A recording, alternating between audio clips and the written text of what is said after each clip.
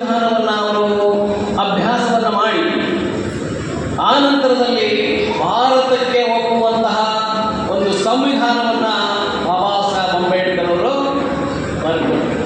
ಇತ್ತೀಚೆಗೆ ಈ ದೇಶದಲ್ಲಿ ಬಾಯಿಗೆ ಬಂದ ಹಾಗೆ ಮಾತಾಡ್ತಾ ಇದ್ದಾರೆ. ಈ ಸಂವಿಧಾನ ದಿನಾಚರಣೆಯ ಸಂದರ್ಭದಲ್ಲಿ ಆಸುಪಾಸಿನಲ್ಲಿ ಇಬ್ಬರು ಸ್ವಾಮೀಜಿಗಳು ಮಾತಾಡಿದರು. ಒಬ್ರು ಉಡುಪಿಯ ಪೇಜಾವರ ಸ್ವಾಮೀಜಿಯವರು ಏನು ಹೇಳಿದರು ಅಂತ ಹೇಳಿದ್ರೆ,